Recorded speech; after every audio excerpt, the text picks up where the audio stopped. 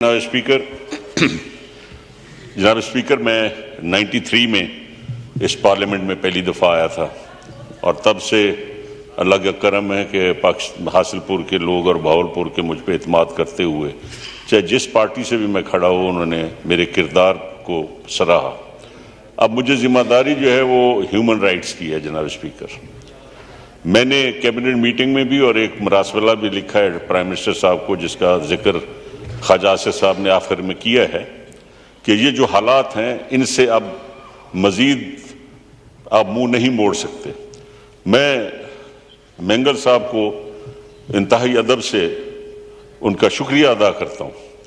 کہ شکر ہے کہ پارلیمنٹ کے اندر ایسے ممبرز ہیں جو ممبرز میں 93 میں دیکھتا تھا، جو پارلیمنٹ کا کام ہے وہی کرنا چاہیے ہمیں۔ اقتدار کی کرسیوں کے لیے چاپلوسی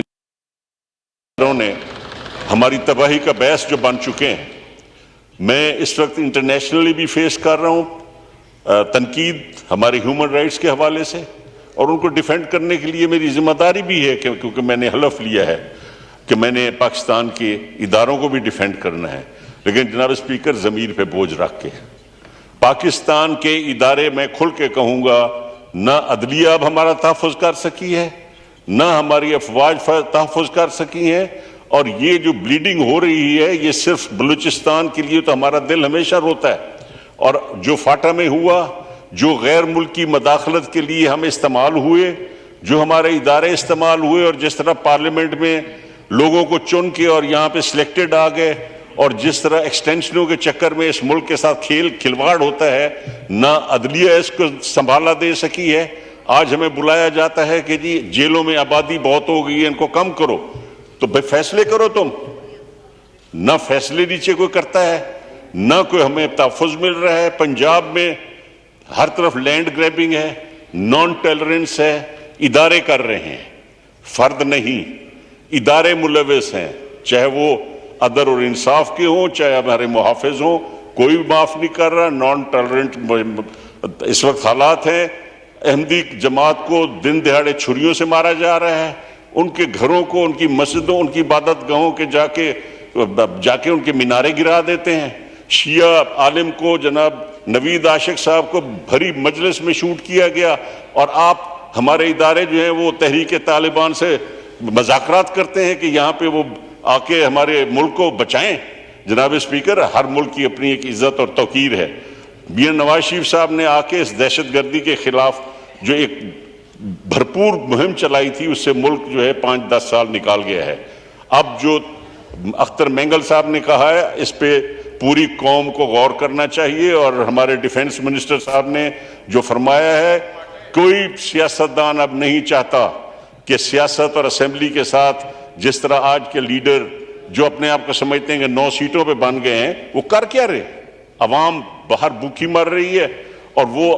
اداروں کو بھی تباہی کی طرف اور دھمکا رہے ہیں، لوگوں کو بھی دھمکا رہے ہیں۔ جس انداز سے پیسے استعمال ہو رہے ہیں الیکشنوں میں، کوئی اس ملک کا ہے والی وارث؟ یا یہ پارلیمنٹ اگر کوگنیزنس نہیں لے گی تو آج میں بولوں گا تو کل کو یہ ایک شیعہ مارا گیا ہے جی،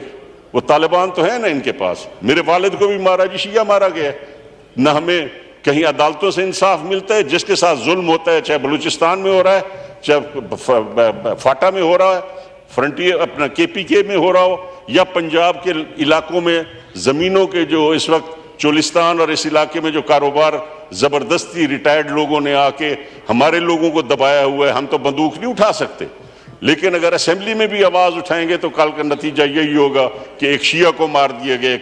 ایک احمدی جماعت کو مار دیا گیا، ایک بلوچ کو مار دیا گیا، کیا ایک فاٹا کے آدمی کو مار دیا گیا۔ جناب اسپیکر، اتنا تو ہمیں کمزور نہ سمجھیں۔ ٹھیک ہے، میں زندگی کے اس حصے میں ہوں کہ میں شاید اگلا الیکشن نہ لڑوں انہی حالات کی وجہ سے کہ کیا الیکشن لڑے آدمی جہاں پہ ادارے ملوث ہو جائیں اور لوگوں کو کھڑا کر کے ہمیں کھلی جلسوں میں، جیسے خواجہ آصف صاحب کے ساتھ پچھلی دفعہ ہوا، احسن اقبال صاحب کے ساتھ ہوا، اور یہی کچھ اب طریقہ بن گیا ہے کہ جو لوگ پارلیمنٹ میں آ کے کوئی بات کر سکتے ہیں ان کے ساتھ ان کو اتنی ان کی تذلیل اور ان کی توہین کرو، ان کے ہمیں۔ جناب اسپیکر، میری اپنی جائیداد، میرے بزرگوں کی جائیداد جس میں کوئی حصہ دار نہیں ہے، ابھی پچھلے دنوں ہمیں صرف کیا کہ ٹکٹ نہیں لیا آپ نے حکمرانوں کے کہنے پہ لہذا پرچہ دے دو جی، آپ سرکاری زمین کاشت کر رہے ہو. اور وہ صدیوں سے ایک دریا کے اندر برد زمین ہے، اس کا مجھ پہ پرچہ دے دیا گیا، نوٹس سرو کر دیے گئے. ایک میڈیکل کالج میں نے سینکشن کیا، مجھے فرنٹیئر بلا لیا گیا کے پی کے میں کہ جناب وہ، میں نے کہا جی میں نے کیا سینکشن کیے، کہ تعلیمی ادارہ سینکشن کیا ہے. جناب اسپیکر، یہ چیزیں اب بڑھتی جا رہی ہیں، عوام کو تحفظ نہیں مل رہا. اس سے پہلے کہ یہ دیر ہو، ملک میں کچھ